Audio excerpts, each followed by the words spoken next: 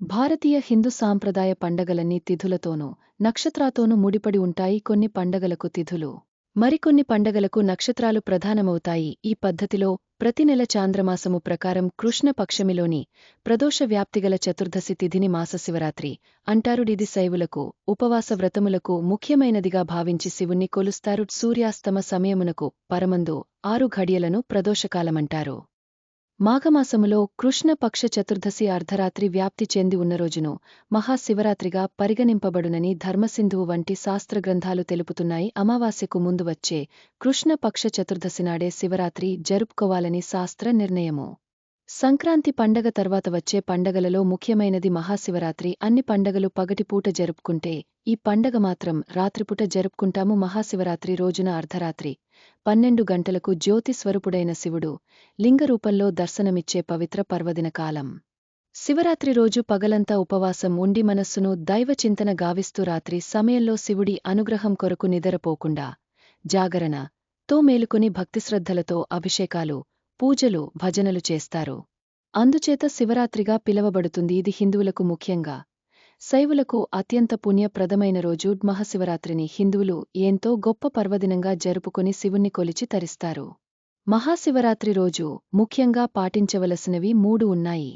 1. ఉపవాసం ఉండటం. 2. రాత్రి జాగరణ చేయడం. 3. శివనామ స్మరణతో అభిషేకాలు చేయడం. శివుడు లింగోద్భవ మూర్తిగా అవతరించడానికి ఒక పురాణ కథ ఉంది. ఒకానొక రోజు బ్రహ్మ, విష్ణువుల మధ్య మాట పెరిగి వారిరువురిలో ఎవరు గొప్పో అని తేల్చుకోవాలనుకున్నారు. విషయంలో సయోగ్యత పొందక వాదన తారాస్థాయికి చేరింది.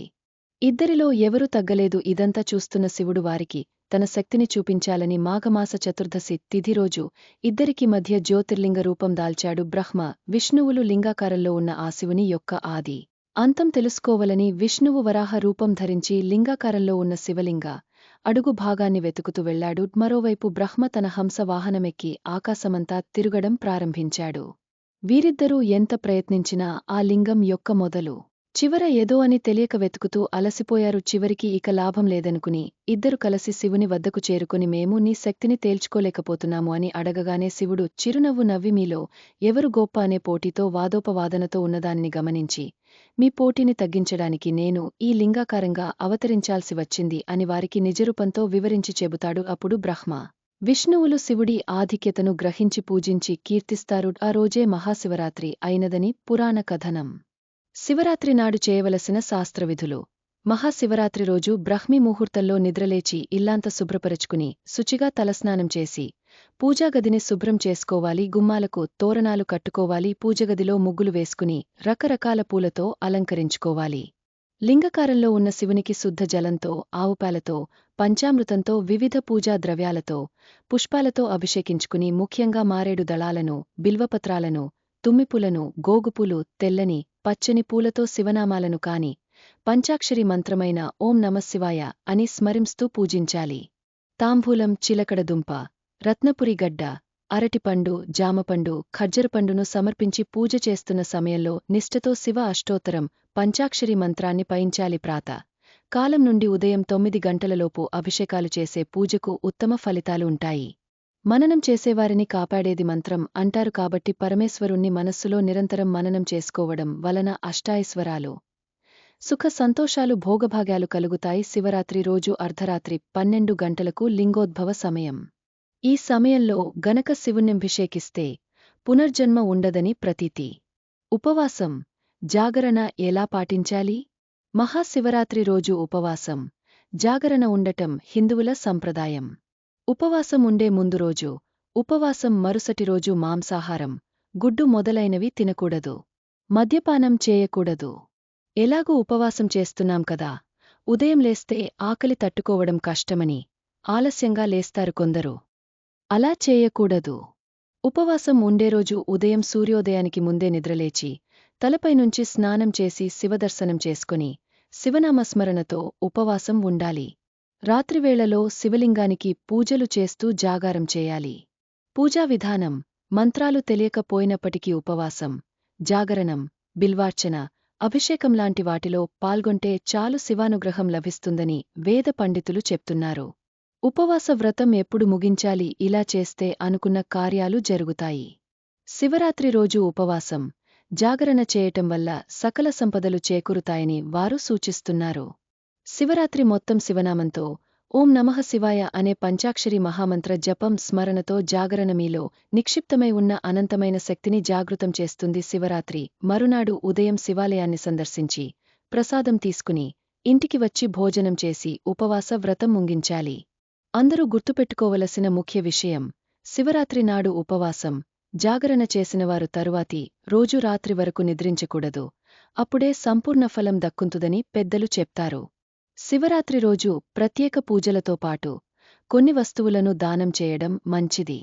దీనివల్ల శివుడి అనుగ్రహం లభిస్తుందని పురాణాల్లో తెలియజేయబడింది. ఆ రోజు ఏ వస్తువులు దానం చేయాలో తెలుసుకుందాం. శివుడికి ఎంతో ఇష్టమైనది ఆవు. ఆ రోజు గోధుమ పిండితో తయారు చేసిన చపాతీలను ఆవులకు తినిపిస్తే జీవితంలో ఎటువంటి సమస్యలైనా సులువుగా పరిష్కారమవుతాయి. ఆర్థిక ఇబ్బందులతో బాధపడేవారికి ఉపశమనం లభిస్తుంది.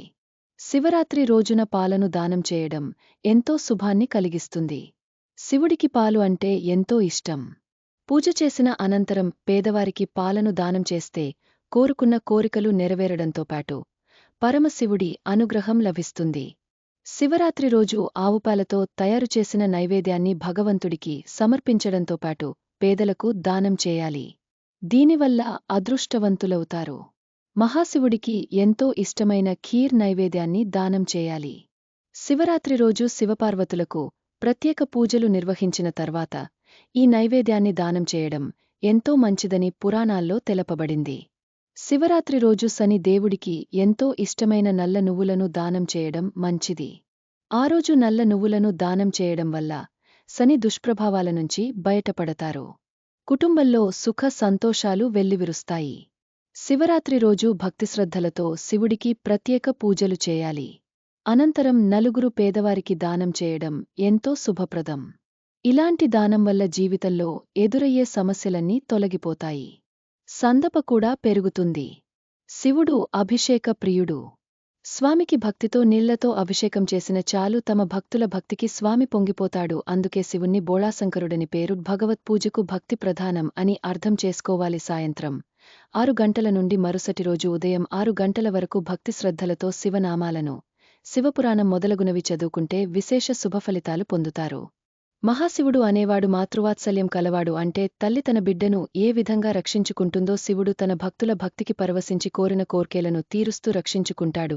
ఈ మహాశివరాత్రికి పగలంతా ఉపవాసముండి రాత్రంతా జాగరణ చేసి మరుసటి రోజు స్నానం చేసి మహానైవేద్యంగా అన్నం కూరలు వండి దేవునికి నివేదన చూపించి ఉపవాసం చేసినవారు తినే కంటే ముందే ఆవుకు బియ్యం, తోటకూర, బెల్లం కలిపి తినిపించి గోమాతకు 3 ప్రదక్షిణలు చేసి ఆ తర్వాత పేదవారికి అంటే ఆకలితో అలమటించే వారికి అన్నదానం చేయాలి.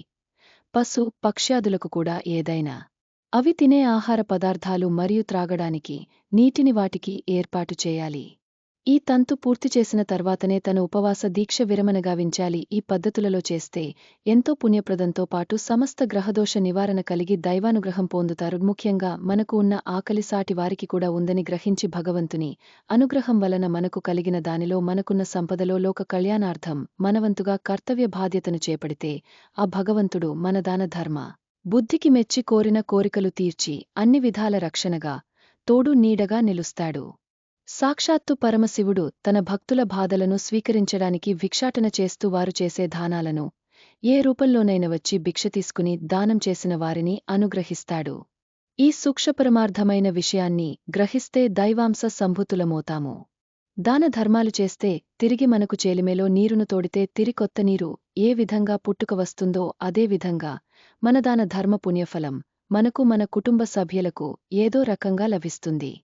ముఖ్యంగా మీ ప్రాంతాలలో శివాలయాలో ఏ రోజు మహాశివరాత్రి పర్వదిన వేడుకలు చేస్తారో ఆ రోజే ఆయా ప్రాంత ఆచారాల ప్రకారం శివరాత్రి జరుపుకోవడం ఉత్తమం. ముఖ్యంగా తెలుగు రాష్ట్రాలలో శ్రీరామనవమిని భద్రాచల దేవాలయంలో ఏ రోజున నిర్వహిస్తారో అదే రోజు రాష్ట్రమంతటా శ్రీరామనవమి వేడుకలు చేసుకోవడం. అలాగే మహాశివరాత్రి విషయంలో శ్రీశైలంలో ఏ రోజు నిర్వహిస్తారో ఆ రోజే ప్రజలందరూ శివరాత్రి ఉత్సవాలు జరుపుకోవడం అనేది తరతరాలుగా సాంప్రదాయంగా వస్తున్న ఆచారం కాబట్టి ఇది గమనించి వ్యవహరించుకోవడం ఉత్తమం. భగవంతునికి భక్తి ప్రధానం అన్న విషయాన్ని దృష్టిలో పెట్టుకుని పరిసర ప్రాంత శివాలయాలను అనుసరించడం సర్వోత్తమం.